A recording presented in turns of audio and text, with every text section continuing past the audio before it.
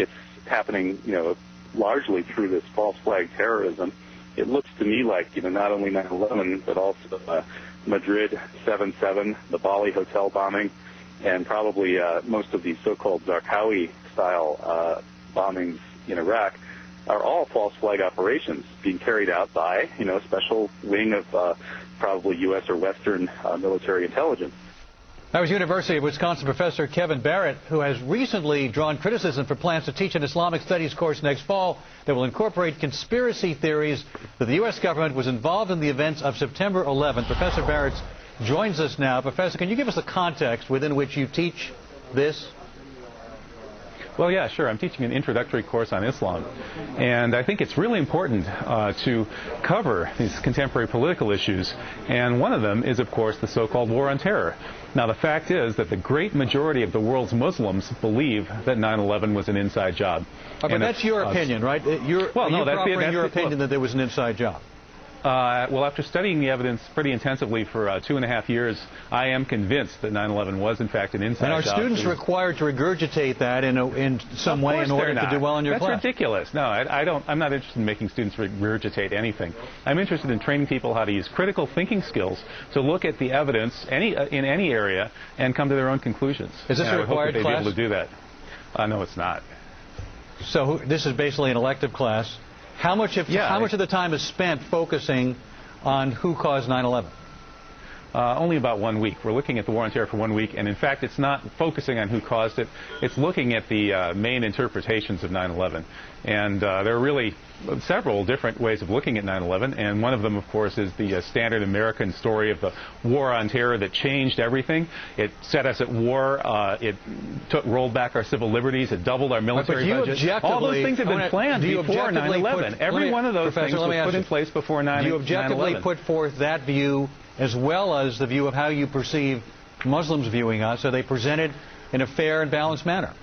Of course. In the classroom, I always present things in a fair and balanced manner. Outside the classroom, when I'm an activist or a satirist, I'll tell it like it is. Inside the classroom, I'll present all of the defensible interpretations and let the students use their own critical reasoning skills to come to their own conclusions.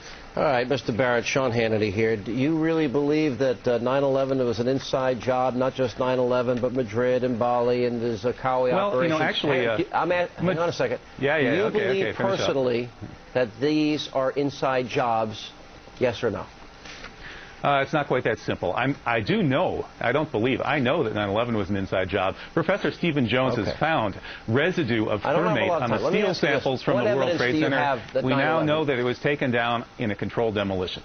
All right, so you believe that the buildings came down in a controlled demolition, right? Well, I don't believe it. I've looked at the evidence, and the evidence is overwhelming. All right, the evidence is overwhelming to you because you're a conspiracy nut, but no, actually, all of you, I ask your viewers to take a look at this evidence for themselves. They can go to st911.org. That's Scholars for 9/11 Truth. Take a look. Take a look at the demolition. I know you think Morgan Reynolds, the former Bush administration official, says that the Bush administration blew the World Trade Center to kingdom come. That's a direct quote from a member of the Bush administration itself. They blew the World Trade Center to kingdom come. The Jews were told to leave. Well, we've heard a lot of these sick, bizarre theories. And I don't believe any of them. But you're allowed to believe what you want. But that's not what's at hand here.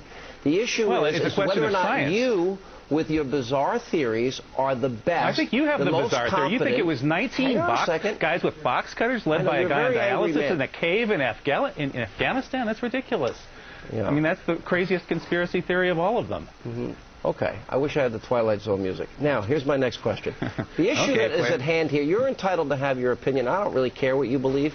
But if we're talking about a captive group of students in a classroom, the question we've got to ask... Hang on a second.